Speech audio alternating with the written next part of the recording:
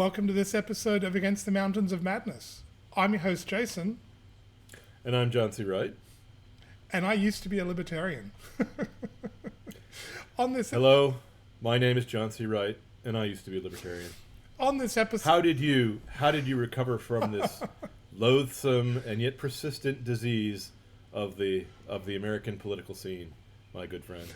On this episode, John and I are going to be discussing...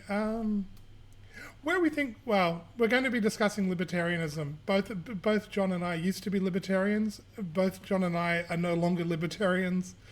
And why we abandoned it. And what... Well, John, why don't you start? And we'll also mention that we abandoned it after...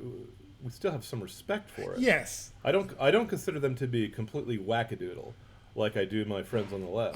Yes. And even my friends on the left, I didn't used to think were completely wackadoodle. They've become more and more, both more whack and more doodle as time has gone on. This is true. I used to, when I was young and selfish, I looked around the world and I said, clearly we should organize society according to rational and logical principles. That seems, because we are no longer bound by the traditions of the past, and the past has nothing to teach us. As a 13-year-old, I thought this was the height of wisdom, of my teenage wisdom. And I read science fiction books, and in the science fiction books, they also always talked about how the future was going to be different from the present, because that's what science fiction's about, you know. So I said, well, if we don't have monarchy anymore, and we don't have the institution of slavery, then why should we have institutions like monogamy? Why can't every man arrange his own affairs as he sees fit, just so long as he doesn't hurt another man? If every man has the same rights, then no man has the right to stop another man from doing any harmless thing, right? Well, and the libertarians said that there was a natural law, a natural moral intuition, which was their axiom, which is anything that does not cause harm to another is permitted. The whole of the law, if I may quote, what is it, Aleister Crowley, the Satanist, is do as you will. The Satanist and magician Aleister Crowley, as I understand it, his rule was do as thou will. And libertarianism seems to be roughly the same philosophy, except it says, but don't harm anyone else, for some very, very weak definition of do no harm to others. I mean... So, certainly, I used to be a libertarian. I was a fan of Walter Block. I still am. I mean, I've did interviews with him years ago. I met him in person at a libertarian conference here in Australia. He's a lovely guy. But, yeah, the do no harm, like, I mean, it seems it's perfectly fine in libertarianism as far as I can tell, to do enormous harm as long as you don't intend it, or you're welcome to do enormous harm by inaction. It seems to be they have a very limited understanding of what not harming another person is. I mean, I heard Walter Block say, completely seriously, that if you were to find somebody drowning in the ocean, you could pick them up if you liked, but your boat is your property and you have no obligation to pluck them out of the water and save them from drowning. I hate to say it, but Mr. Blanc is right on that point. At least in terms of Anglo-American law, you do not have a duty to rescue someone if you see them drowning. The only duty you have is that if you start to rescue them, the fact that you have started the rescue means that other people might be deterred from also attempting. So you have to carry through. Okay. You can't leave the person you rescue in a worse position. Now, keep in mind, that's what the law says is obligatory. The law does not say it is obligatory, enforceable by penalty of law, to make someone rescue another person. Now, the Christian law says you're supposed to act out of altruism, act out of love for your fellow man, and not simply stand there and watch him drown. How do I put this? If you can rescue someone with a little to no risk to yourself, and you choose not to, that's the actions of a morally depraved individual. Not to put too fine a point. I mean, I understand you don't. I would agree.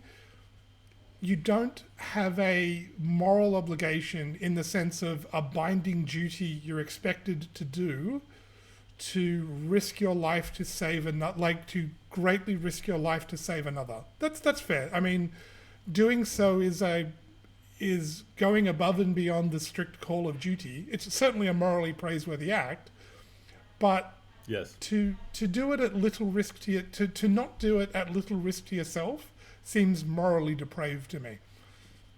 Nonetheless, you can't sue a person for that. Well, Not in Anglo-American law. well, I mean, it probably shouldn't be illegal to do it because laws have a way of getting. I mean, law's a tricky topic because I would argue when you understand laws, a law is something. A law is a rule where it's permissible to kill someone else to enforce it. If you're not prepared to kill Right. someone else in the enforcement of a law, it shouldn't be a law. Right. And we've seen that. Was it years ago? The police. It was a scandal. The police killed a man for buying loose cigarettes and resisting arrest, and it was illegal to buy Right. loosies. And he died as a result of interaction with police after doing so. I think he was resisting arrest. I forget who the guy was, but it was it was one of those, oh my God, look what's going on. But the lesson nobody took from it was there was a law against buying loose cigarettes. If there's a law, you agree as a society, anything that is a law, it's permissible to kill someone else to enforce this if necessary. Certainly, because resisting arrest, you have to use force to overcome the guy who resists. You can't let a guy resist arrest. Exactly. So yes, you're not only you're entirely correct, but you have remembered your libertarian roots. Well, Because you're talking like a libertarian right now, and the libertarians would all agree with you. They would say, at least the libertarians I read and I understood, if I understand their philosophy, and I used to be one, it's praiseworthy to go rescue someone, but it's not obligatory. but this You see. But this is it. I mean, well, I think libertarians get two things 100% right there. Laws are rules you think are worth that it's permissible to kill somebody to enforce, and rights are something I can kill you to secure for myself if necessary. Correct. So And to get to their what their natural law, what they call their natural law, their one axiom, all you have to do is say, everyone can do it as he will, provided everyone else can do as he will, which means I can't harm you and you can't harm me. Now, the definition of harm I heard from the libertarians I knew was no force, no initiation of force, yeah, no disproportionate retaliation of force, and no fraud. yep, If you signed a contract, you lived up to your word. Okay. Now, there was one huge exception to this because most of the libertarians I knew were Ayn Rand fans. Not all of them, but most of them. And for some reason, adultery was not considered to be a contractual obligation or any sort of obligation. If Dagny Taggart falls in love with Hank Reardon, it doesn't matter whether he's married or not. She can just go off and copulate with him like a mad weasel, you know. yes. Now not every libertarian bought into that, but most libertarians would have serious debates about whether or not the roads should be public or private, and whether or not drugs should be legal or illegal. And for the most part, libertarians were the ones I met were basically conservatives who wanted minimum government. Okay. But they took the principle to an extreme because they were principled people and usually young and usually 13 when they formed their ideas, as I was. Yeah. And so they said, well, pornography does no harm. Really? Drug abuse does no harm. Really? Yeah, that's And where I always broke with them. public displays of nudity do no harm. Public indecency does no harm. No, it does. Lying in advertisements does no harm. Securities fraud does no harm. You know, and so on and so forth. Well, Or if there was harm, they would say, go to a court of law. The courts have to enforce it on a case-by-case basis, instead of having a Securities and Exchange Commission. I mean, They were fearful of bureaucracies, and they were right about. I think they were right about the diagnosis, but wrong about the prescription. You see? Does that make sense? What I'm saying? oh, I agree. Well, I mean, drug use is one of the ones where I mean, sex as well, but drug use in particular, I thought was one of the ones where I always had trouble with the libertarian position of, well, it's your body, you can do what you want with it. That was always a sticking point for me with drug use because I'm sympathetic to the position. I mean, if you want to if you want to shoot a whole lot of heroin, I guess that's your business. But Is it? well, I mean, Do you? I mean, 'cause that's why I'm no longer libertarian. I go. well, hang on. Doesn't that affect your family? Doesn't it affect the people around you as well? Well, Don't you have some obligations to, your environment, your nation, your species, your creator? well, this You know, is Darwin. If you don't believe in the creator, Yeah. don't you have some other obligations beside your own self-interest? well. That's okay. I mean, I agree, but I mean more than that. But the problem but where I really got stuck and broke with them was the problem is take heroin addiction for example. It's easy to start and it's hard to stop. It's very easy. No, but this is You have a gift for understatement, sir. Well- yes, it's easy to start and hard to stop. No, but this is important because this is a. Can you make an informed consent position to being a heroin addict in an alley and doing things you would never do you would never do when you start to get a fix? I don't think you can consent to that. I mean, and it's this sort of one-way function where once you start, you can't just turn around easily and decide not to do it anymore.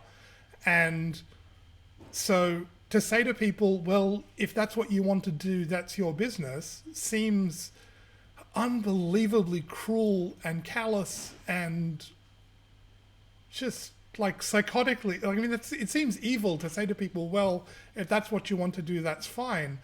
Well, no, because you can't get back from this easily. Sorry, go on. I have a question. Yeah. If I sit there and I watch you in the alley as a heroin addict, dying, and I lift no finger to help you, how am I different from the guy in the boat watching the swimmer dying and lifting no finger to help? Do you see the problem? Do I truly have no obligations to the people around me who are in need? Exactly. But I mean, it seems psychotically irresponsible to say to encourage somebody, or by not just not warning them and saying, well, no, if that's what you want to do, that's fine. Or even something like smoking marijuana will do brain damage over time. It's not. Most drug abuse over time will have negative consequences and will take things from you that you can't get back. And I don't, how can you encourage people down this road, even by saying, well, if you want to, that's fine, it's your business. Now let's be fair. Let's be fair to the libertarians. They don't say, if you want to, that's fine, it's your business. They say, I am not willing to kill you to enforce the law that says you shan't do this. They say it may be an evil thing, but it's not so evil that it's a matter of public law. That's all they're saying, because libertarians are not concerned with morality. They're concerned with law. They're a political cult. All of the libertarians I've met will say, if you want to do that, that's fine. It's your body, it's your choice, it's your business. They're not arguing their position as strongly as they should. Fair enough. They're not arguing, because all they have to do to be a libertarian is to say the culture should be against this, the custom should be against it, but not the law. For the same reason the law is not against drinking alcohol. We permit that, and that also has terrible deleterious effects. And the libertarian says, I'm not a utopian. The libertarian says, I just think that having the government enforce a law against drinking leads to so many bad side effects that even if it's a good thing, it's not worth it. That the war against drugs is a worse evil than trying to deter the drugs by means of law. That's all they need to say to be a libertarian. That's true, and I'm moderately sympathetic to that position. It's as am I. But I don't buy it. Well, I mean, the issue is, I'm moderately sympathetic to the position in the sense of, I agree, the war on drugs has been a catastrophic failure, but at the same, I mean, can we have a war on? Can we have a war on chastity and going to church? Yeah. Please, the government, go to war on chastity and going to church, because the way things go, you'll likely be as successful, and that'll actually at least be a good thing. Greetings, world. This is John C. Wright. I and my compatriot, Jason Rennie, take up arms weekly against the mountains of madness that are afflicting and overwhelming the modern age. You are welcome here among like-minded souls, and I hope we have provided a work of insight, hope, or humor, and perhaps an explanation of the insanity that is the modern age. For more content and conversation on these and other fascinating topics of philosophy, science fiction, and current events, please visit our Substack at atmom.substack.com. Tips, bribes, and generous patronage are warmly encouraged. Thank you. Now, here's why I'm not persuaded by that libertarian argument, even though I think that's a strong argument. They say the evil is one that is personal. It doesn't have enough negative externalities, enough side effects for it to be worthwhile for society to enforce it at gunpoint. Because you and I just both said, unless you're willing to go to the wall to enforce the law, because unless you're willing to say anyone who resists this law, we can use force on him, and if he resists the use of force, then we can shoot him. Okay, so laws are serious. Laws have to be a matter of life and death. Yes. And I don't think selling loosies should be illegal because that was a tax law. Yeah. I don't know if you know the details of that case, but the reason why is because New York taxed cigarettes in packages at a higher rate. Yes. Than they taxed selling loose cigarettes. So the guy was being killed over a tax law violation. Well, there you go. Because he resisted arrest is the real reason. If he cooperated with the police. But I mean, be that as it may, he died. Be that as it may, I'm with the libertarians on that one. I don't think it should be illegal to buy and sell loose cigarettes. Whose business is it? Exactly. The product itself is legal. I'm sympathetic, but yes, if you talk about heroin and not tobacco, that's a different case. Because here I am talking to my libertarian friend who used to be me, because I used to be a libertarian. The libertarian says ain't nobody's business but I own if I shoot up heroin. And I say, what do I do when your body is on my doorstep and you cannot rise to your feet? You're no longer capable of that. What does your family do? What does your wife and kids do when you have rendered yourself incapable of being a productive member of society? Do you expect me at my expense as the taxpayer to put you into an asylum somewhere, or a home, or a rehab camp? Because you're taking up space on the streets. And my libertarian friend would say, well, sell the streets, privatize them, and make them private property. Well, not to mention... So the drug addict can't go there. Well, and I would go, okay, yes, not fine. To mention, and what are you going to do then, libertarian man? Pitch them into the sea? Well, what do you do with people who can't take care of themselves in your libertarian utopia? Well, yeah, but also, the drug addict will eventually... Lots of drug addicts are so low functioning that the only way they can get a fix is to, attack other people. And I mean, the libertarian will say, well, you defend yourself from them, but letting them get into this state this was a preventable state there is. They've done this to themselves. At that point, they're putting an abstract principle over top of the rational practicality of how do you deal with real people who have real problems. And you're telling me it's better to wait until the guy hopped up on goofballs, attacks a member of my family, and I shoot him to death with my Second Amendment protected firearm, which every libertarian should be carrying on his hip. Okay, any libertarian who does not own a gun, I'm not sure is a real libertarian. And that's I don't own a gun, so I'm not a real libertarian. That's your solution. That is better in your mind than saying let's illegalize this pernicious substance that is only used for self-intoxication purposes and not for any useful purpose that society sees. See, here's the difference. The libertarian says the government has no role, zero role, in enforcing public decency, in enforcing those unspoken customs that law relies on for its legitimacy. Because you can't enforce laws just by having them be laws. Laws that are not part of the culture are ignored. There's laws on the books against adultery, on the books right now. Technically, in Virginia, you can be arrested and thrown in jail for adultery. That law has not been enforced in my lifetime. Okay, it's there. There's a fine. It has jail time. There are laws about if your laws baking don't rest on a bedrock stuff, of custom. I'm sorry. I was going to say there's laws against not baking pies on certain days of the week.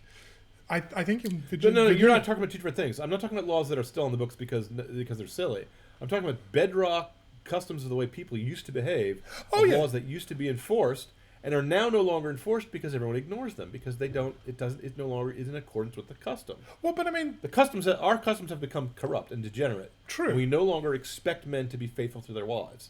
oh, Okay. I was going to say, even the silly laws existed for a reason at one time. They're just no longer applicable. The adultery laws are sadly no longer applicable. Well, it's just no longer enforced because, as you say, it is applicable. It is applicable. It's no longer enforced because we are corrupt. That's and true. It's a separate case from laws that are silly that were meant for a specific purpose and were never taken off the books because no one got around to taking them off the books. You know, there's lots of laws that are like that. Oh, They're amusing. But I'm not talking about those cases. I'm talking about cases where there's a fundamental law of the way people all used to behave that used to be enforced and now no longer is, because the law and the custom disagree. So, if you're trying to enforce a law on a group of people who already all think that heroin addiction is fine, it's not going to work. No. Okay? But if you're in a case where the mass of people agrees that self-intoxication is bad, and there's a few fringe people who think it's okay, and once they do it, they can't help themselves, as you just said, they lose their ability to turn their lives around. Maybe they can with heroic effort, but it's not an ordinary thing. It's not like preferring pie to cake. It's not an arbitrary decision, and it's not a decision they make perfectly logically. They lose some of their capacity for deciding things. Yeah. And it snowballs. If more people do it, then more people are going to do it because the people around them do it, and so it becomes normalized. So laws are also meant, in my non-libertarian viewpoint, one reason why I had stopped being libertarian is I thought that a libertarian society could not enforce enough of the customs that are necessary for people to be libertarians. Because to be a libertarian, you have to be a man of exquisite honor who will treat all people equally, and who will abide by your contract as if it's the sworn word of God Almighty, and you will never break your deals with people, because all the libertarians I knew were free enterprise guys, were capitalists, okay? And they also had immense respect for the other person's sovereignty.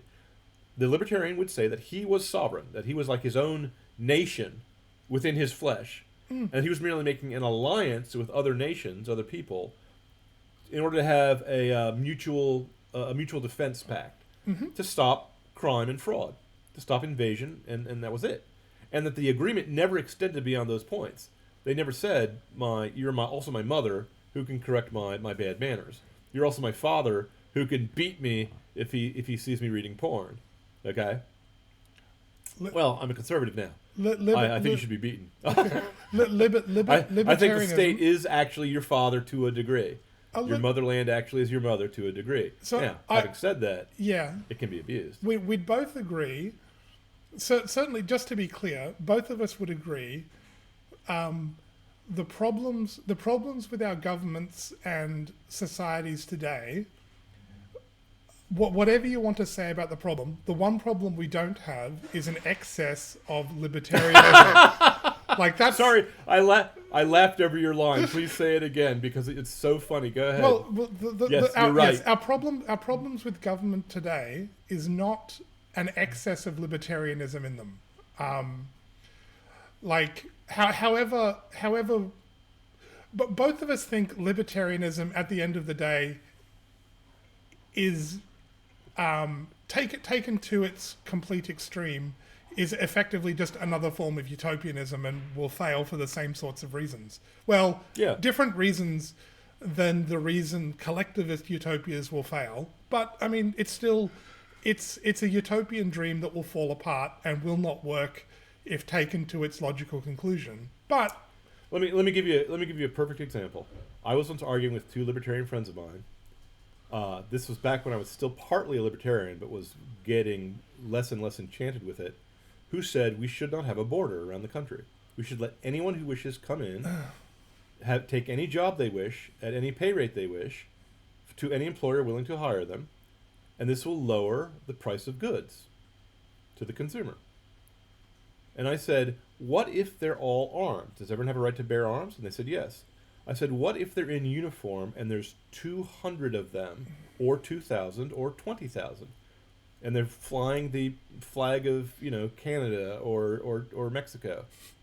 Is that something a government has a legitimate right to stop? And they said, well, no, not if they don't hurt anyone. I said, okay, what if they go on to unclaimed territory and build a fortress and raise a flag and then bring in another 20,000 the next month and so on and so forth? You see? The theory that you can't use force except in retaliation against the person who initiates force is foolishly limited, because all that means is that you have to wait until the guy shoots at you first. Okay? And, well, I mean, I think Whereas in real life, you can shoot a guy who points a gun at you. You might. He doesn't have to shoot and miss to allow you to shoot back. I'm sorry. You might reasonably argue that the act of coming in armed and setting up a camp is an act of force at that point. I suspect most. Then you're no longer libertarian, because then you say, I'm willing to use force to enforce a border. I'm willing to put up a wall or put men on a border and say, you, as another free individual with the same rights I have, may not cross this line because this is my land and not your land. Okay? Yes. Well, then you're not a libertarian anymore at that point. No, of course. You're enforcing a national border. I mean, so I suppose you could have some.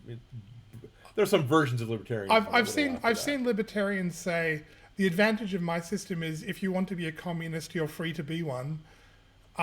In my system, you can go and set up a commune and live as a communist if you like under libertarianism. The problem with your system is you insist I behave like you, and that's a legitimate insight. But at the same time, it's a problem with libertarianism, because these other people will organize and enforce their point of view on you, and you won't push back against them until it's too late. I mean, it's a logical conundrum. Libertarianism is live and let live taken to a logical extreme, taken to an absurd extreme. Libertarianism. The problem with live and let live is there are other people who are not willing to live and let live. Libertarianism. So what do you do against that? Yeah, libertarianism will work if everybody else is a libertarian, and everybody else is at least, well, this will upset some people, but if everybody was a Christian and a libertarian, that society would probably work all right. Yes. If everyone was for the same reason that communism would work if everyone was a Christian, because you could then live in a monastery without property, taking a vow of obedience and silence, and if you're doing it for God, then it's feasible to do it. Yes, but not with people who are not so avowed. No. Here's my takeaway. If you want me to sum up my criticism of libertarianism in one sentence, libertarianism is a perfect form of society for young, unmarried bachelors who are healthy, sane, sober, and have during peacetime. Okay? Otherwise, it's no good. Otherwise, you have to act as a group. Yep. And if once you get married, you have obligations that are not contractual obligations, and you have the right to use force when that's not in a proportional reciprocation for someone else's use of force, and so on. What do you mean marriage obligations are not contractual obligations? I mean, I would say they're not merely contractual obligations, they're more than that, but they would be at least contractual obligations. Yes, that's what I'm saying. Oh, okay, that's fine. Sorry, you said they're not contractual. Because it's a covenant. Yep. It's not a contract. Fair enough. A contract can be broken by the mutual consent of both parties if it's no longer to their self-interest. But if you're in a marriage, your self-interest is no longer a prime concern, and should not be. Oh, because you're giving yourself body and soul to your mate. Oh, I agree. Okay. I totally agree. The obligations of parenthood are not contractual, because you can't make a contract with a baby, because babies can't sign contracts. They are under the age of consent. That's true. Moreover, your duty to that child to raise and care for him is something that the law could and must enforce. Which means if you're a father and you skip away to go be a bigamist with some other woman, the cops have a perfect right to come after you with guns drawn and say, go back and take care of your child or we will shoot you to death. Because that obligation is an obligation of life and death, because we are an altracial species. We are not sea turtles. We can't just lay eggs in the sand and leave them to be. Yep. Okay?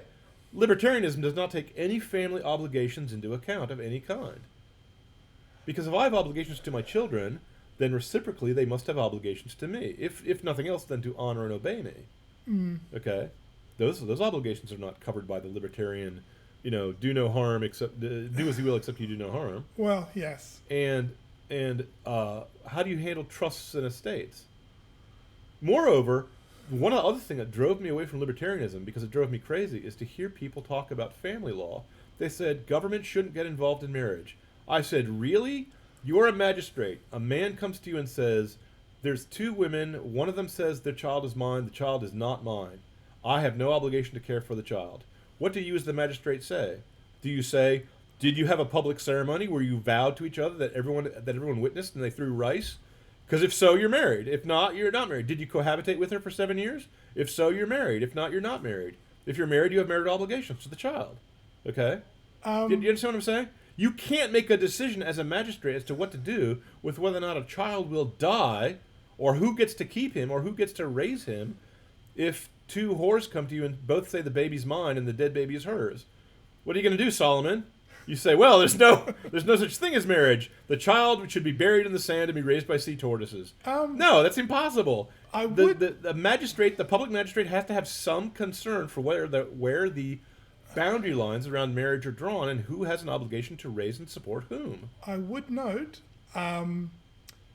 since government was not always involved in marriage, it was in fact more just left to the church and the like. And government has done more damage to the institution of marriage by being involved in it and regulating it than was ever done in the past. Because long ago, you get married. That's not a good counterexample. The churches had church courts, and their decrees could be enforced at law. No, that's if fair. If a guy in the Middle Ages abandoned his child, the church would not just ask him to go to confession; it would also burn him at the stake. I'm sorry. No, of course. That is not a good counterexample. Hang on, that's merely that is not libertarianism. That's merely they had another mechanism for enforcement. Well, that's fine, but I would note the weakness of your position, at least, is government has done more damage to marriage as an institution to the point of basically destroying it entirely through regulating it. That's false. Really? Government has done damage to marriage by changing the definition of marriage and by allowing for no-fault divorce. Oh no, but it didn't do it by regulating it. Name a single regulation. Name a single regulation that did damage to marriage. It goes back quite a way, but name something. No, let me explain. So they started licensing marriages, right? Government started being the one to sign off on it. Right. Then when the marriage would fail, in the olden days, the father would take the kids because they were his responsibility. He had to pay for them. So he would get the kids. That's fair. Then the law stepped in and they had the tender years doctrine, I believe they called it.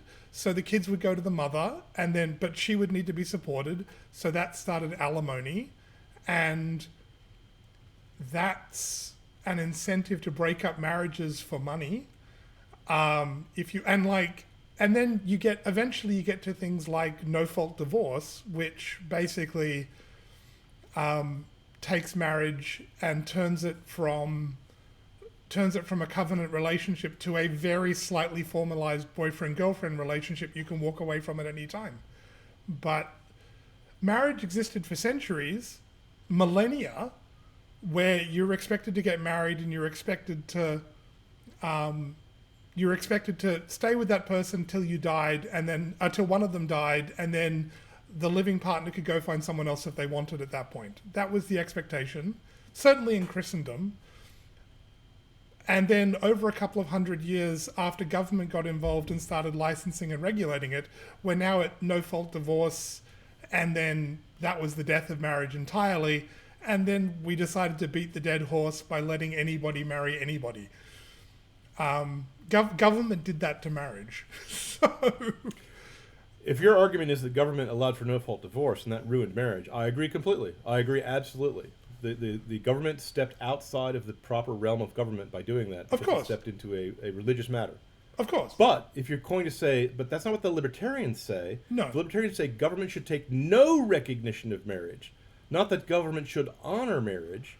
Oh, government... Yeah, I mean, libertarians say effectively the smallest unit of society is the individual, and right. The conservative sort of, or let's say traditionalist pre-modern position is the smallest unit of society is the family. I think that Sure. position's right. That's certainly the church's position. The smallest unit of society is the family. The libertarian goes one step too far, and I think that's what sends them off the rails. Now, speaking as a failed lawyer, even in the Middle Ages, if a man left a woman, there was still money payments involved to make sure that the children would be supported if she kept the children.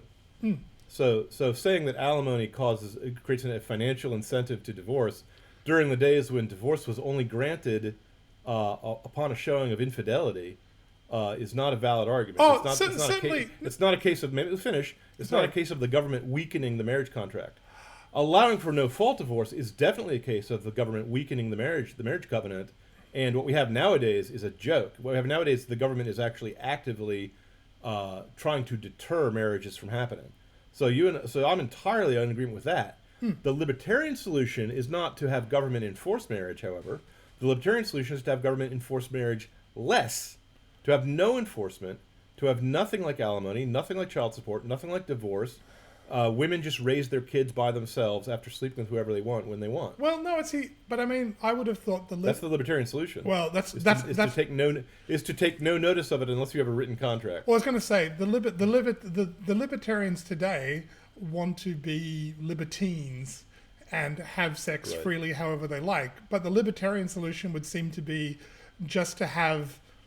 Well, I mean, the libertarian solution would seem to be the proper libertarian solution, which actually I'd probably be willing to get on board with, was what were your marriage vows?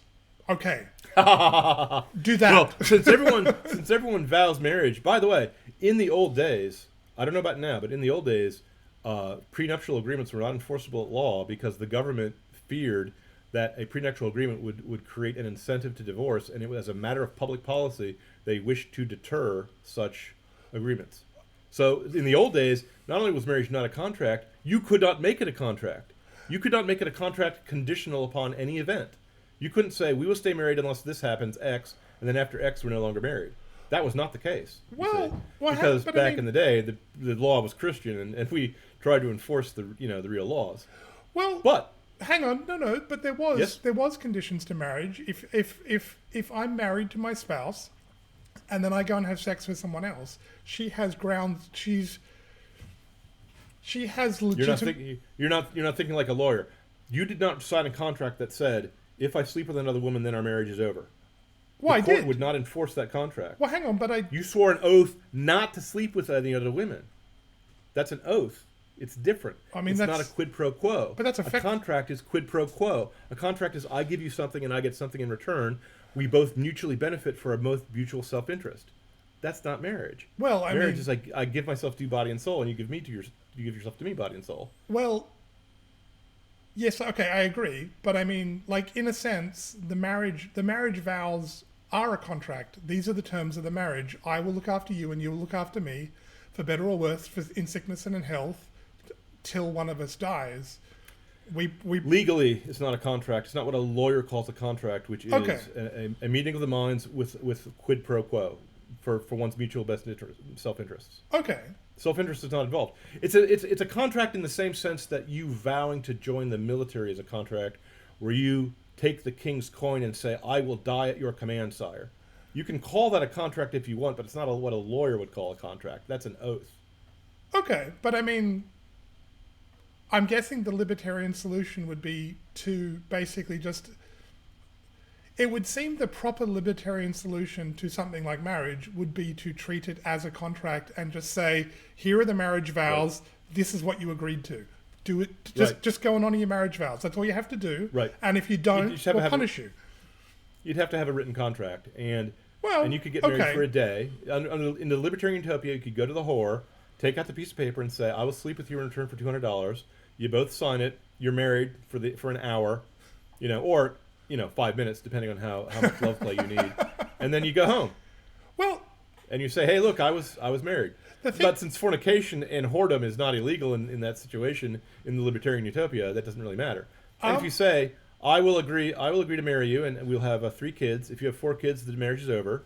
I will have kids from you can't. I will not raise the kids that you have from other parents. You may not sleep with anyone else but me." You sign off on it. The thing is, not to put too fine a point on it, as ugly as that would be, and I mean, I agree on some level. I mean, that's missing the point of marriage entirely as a mutually beneficial arrangement of love for one another. Sacrament. The word you're looking for is Sacrament. sacrament. Okay, that's a fine. mutually beneficial sacrament. Okay, thank you. I stand corrected. But for all of the faults of what you just described, that would still be a hell of a lot better than what we have today. I mean, Yes, like immensely. which I think which is more of an indictment of how far we've fallen than anything else. But I mean, the reason why I laughed out loud is when you said the one thing we don't have a problem with in our society is too much libertarianism. Well, yes, you're right. We do not have an overabundance of freedom. In fact, we only have libertarianism in the one area where I think libertarianism should be curtailed, which is addiction to drugs, yep, fornication, yep, sexual deviation, and no borders. The libertarians should all be on board with those things, Yeah. but no, I'm sorry, those things are wrecking society. You see, like I said before, I think libertarianism is a fine idea if you already have a society in place around you, and everyone by custom, they're all Christian, will behave in a fairly decent fashion. Yeah. Because to be quite honest, the rule only do harm to those who harm you, and only in self-defense, is a rule that will cover 9 cases out of 10 for your moral quandaries. yes, It's only in the 10th case you see a drowning man. What's your obligation? You have a child. What's your obligation? You've married to a woman. What's your obligation? Now let me tell you. Let me ask you what made you change your mind about libertarianism, and let me tell you what made me change my mind. If I may go first. Well, sorry. Go ahead. Oh, I was going to say. Well, as I said, it was things like where it really broke for me was something like drug use, where you can't just take a hands-off approach to that because people will wreck themselves and no longer be able to be functional members of society, and like you can't take a casually laissez-faire approach to something where someone who's only thinking in the short term, particularly a young person like who is given to seeking short-term pleasure and not thinking about the long-term consequences of it. You can't just say to that person, enjoy. Like, no, that's psychotically irresponsible to encourage to say to that person, well, you can do whatever you like, and that's evil. You might stop short of enforcing. You might stop short of making it a law, and you might be willing to say the cost of enforcing a law against this is too high, but at the same time, you still have to say to this person, no, you can't do this, don't do this, this is a mistake, you don't want to do this. This is a bad idea. And the libertarians all seem to be willing to say, no, it's fine, do whatever you like, we don't mind, enjoy. And like that's psychotically irresponsible. I think that's that's evil to say that. Even if you're willing to say, I'm not willing to use force to stop you, you've still got to say, no, don't do this. This is unwise. You probably need to be willing to use some degree you need to do something to make, at the very least, strongly educate someone that this will destroy your life if you do this, and we won't help you. Like you are committing suicide. You're effectively committing suicide if you do this. And also, every libertarian I know is fine with euthanasia, and I think euthanasia is one of the most depraved things imaginable, which is to say to people, we don't think your life is worth living, so kill yourself. I mean, that's the message euthanasia sends. They dress it up however you like, but at the end of the day, it's effectively saying to other people, we are willing to abandon you and not care about you in your time of need. and that's Yeah. that's If you're depressed, kill yourself. it's Now, depraved. Let me yeah, point out. it's depraved. I have to say, I used to be a fan of Terry Pratchett. He's a funny guy. He wrote a lot of delightful books. Yes. I heard him speak where he was speaking in favor of euthanasia, and he would sit there and he was talking about legalized murder. Yeah. And at that point, I thought what he was saying was so offensive that I could not support him in any way ever again. And even if I used to be amused by his jokes, he's a funny guy. Don't get me wrong; he's a witty guy. He's a charming fellow. I couldn't. The memory of that was just a bitter taste in my mouth. I couldn't stand it. Yeah, I feel. I mean, it's also very English, by the way. Very, very pragmatic. Not to be too concerned about religion and not to be too concerned about human dignity, and so on and so forth. But here's the problem. The libertarian premise is that you are sovereign, that you're the owner of your own body and your own life. But you are not the owner of your own body. Let me tell you why. Any property you own, according to Anglo-American law, you may destroy. If I own a cup, I may break that cup. I may use it how I wish. But if but you are not a slave owned by yourself as your own master. What does that mean? Can you hang yourself, kill yourself, whip yourself? Those things are alien to human nature. The libertarian says yes. The libertarian says yes, and that's where I depart from the libertarian. Exactly. Like, because what he's saying is evil. Yeah, exactly. He's saying human life has no intrinsic value when he says that. Exactly. But if human life has no intrinsic value, then why can I, as a libertarian, not sell myself as a whore or as a slave even? Well, can I go to you and say I'll sign a contract and I'll be your manservant in return for nothing? Libertarians are fine with that usually. Libertarians are okay with that usually. Right. You see, because they don't believe in the dignity of man. Now, how can you be a libertarian and believe in the dignity of man without believing in the dignity of man? If you don't believe in it, then where do our rights come from that make it so that I may not harm you when I wish to harm you? Yes, exactly. This falls apart. So there's the problem. The problem is philosophical on that level, is metaphysical. But there's also a pragmatic problem, and here's how the problem goes. I will tell you the thing that changed. There's 2 or 3 things that changed my mind. I'll mention 2 of them. One of them was when the Twin Towers were hit by terrorists. All my libertarian friends said, well, that's what America gets for meddling with foreign nations and arousing their ire. Okay? And I thought, my libertarian friends are insane. Yep. Because my libertarian friends said, well, I, myself personally, as an atomized individual who happens to live in the United States the way I happen to be living in a hotel, did not do anything that deserved a counterattack by the terrorists. Therefore, I will not support any war which may be necessary to stop further acts of terrorism.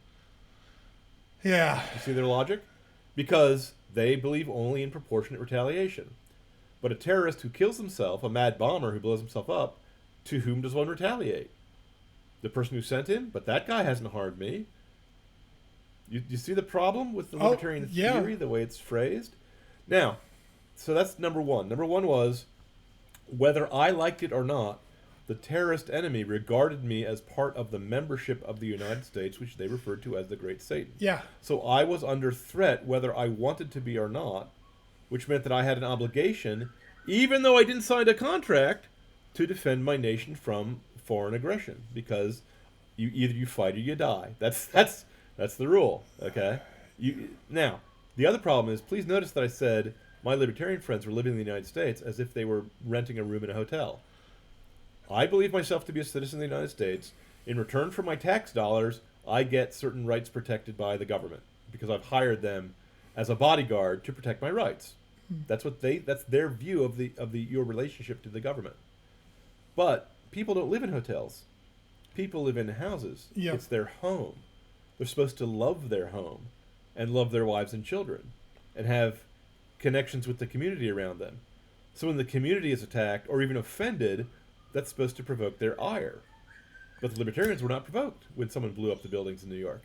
They said, well, I wasn't in that building.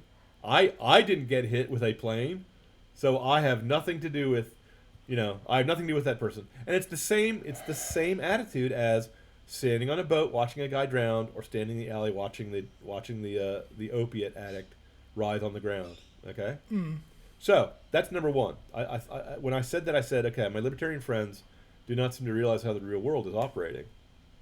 And I was a libertarian at the time, So. Number two, I saw a movie called Seven Samurai.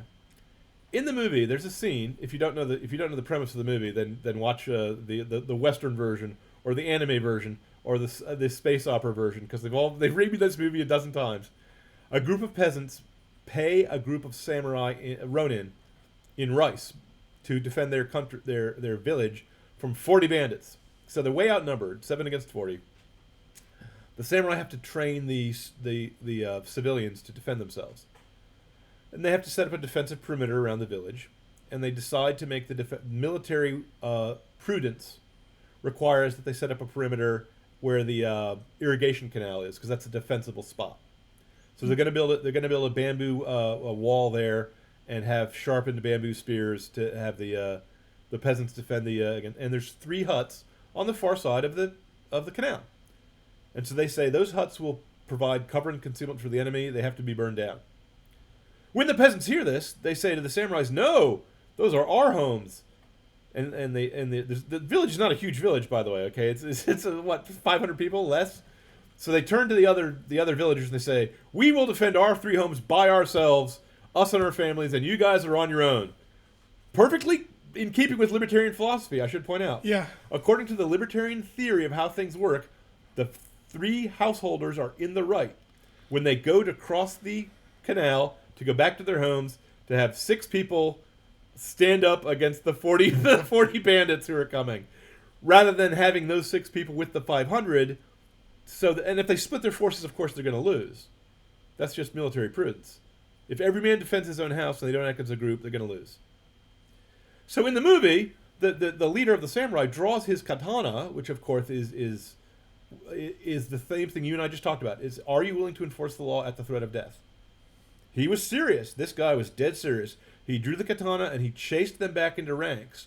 And if they had not gone back into ranks and picked up their spears, he would have cut their flipping heads off, okay? Now, that scene's a powerful scene.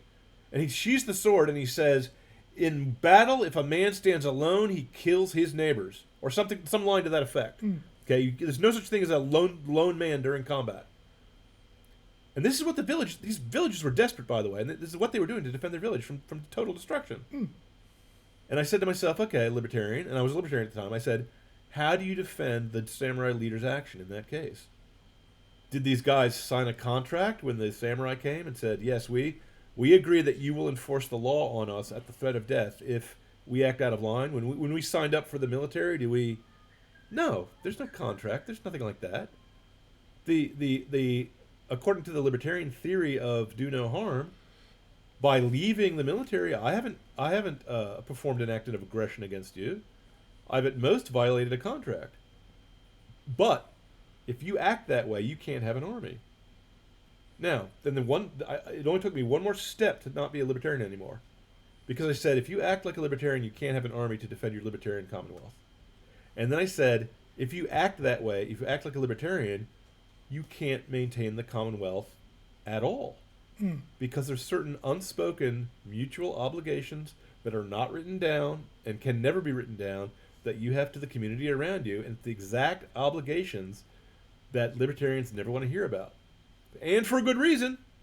The reason why the libertarians never want to hear about them is because their communist enemies who wish to destroy them have used that type of obligation, concern for the poor, compassion for the drowning, the desire to help the weak, the desire to help the addict, to excuse tyranny. Yeah. And so the libertarian is quite right that you can't allow altruism to be used as a weapon against you to put yourself in chains. Giving up your liberty in order to save the poor is not the answer. And so the libertarians are quite correct to be very wary of anyone who talks the way I'm talking when I say you have obligations to the community. Because if you were raised in the 60s, every time someone said that, the next word out of their mouth was, hail Stalin.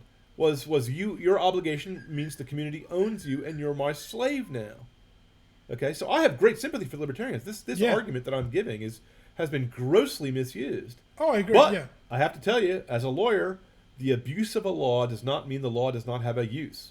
Before you tear the wall down, make sure you know what it's been put up for.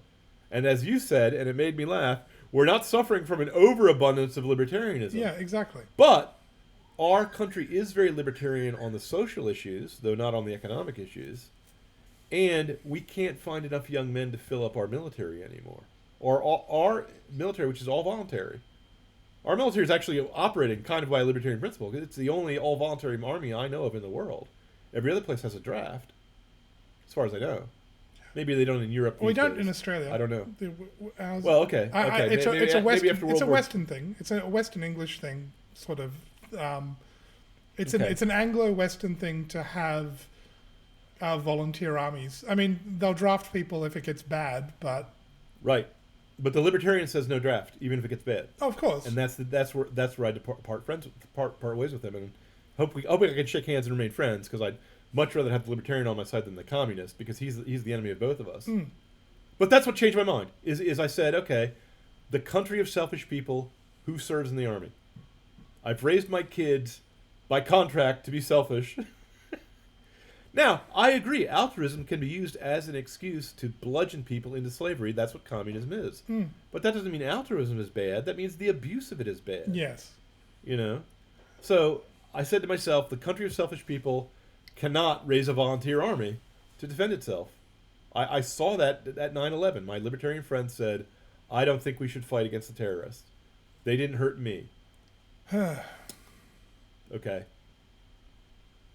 So what is the solution? Libertarianism, communism is obviously bad. Libertarianism goes too far in the other direction. Libertarianism diagnoses the problems with communism, but its prescription is too far in the other direction. What's the solution? Its prescription is throw out the baby with the bathwater. Get rid of... Yeah. The government does cause most of the problems in our lives these days. Oh, yeah, But absolutely. it doesn't cause all of them. No, The government was not the problem that caused terrorism in 9/11, for example.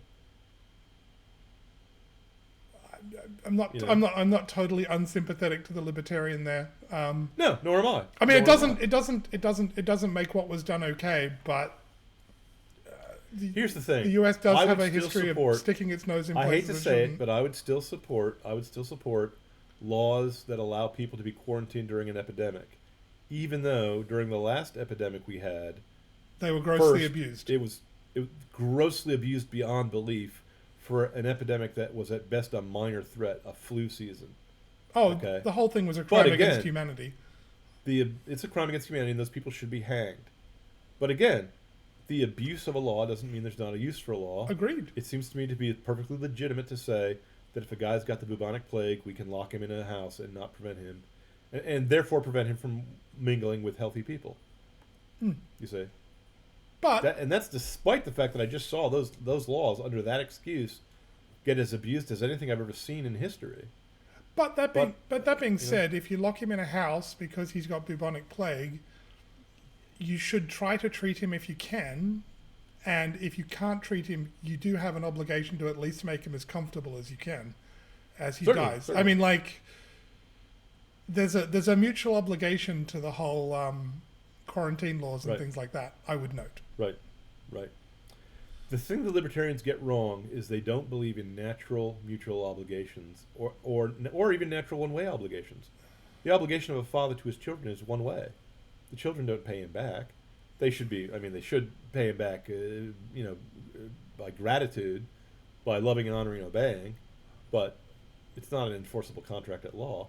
The thing of it is, the libertarians treat everything as if it's a legal relationship.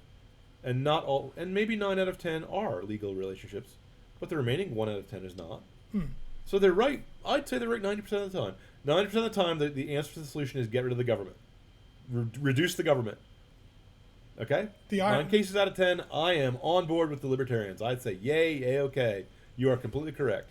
The irony, though, that the 10% of the cases that you and I would recognize as libertarianism is not applicable is the ones they bang on about.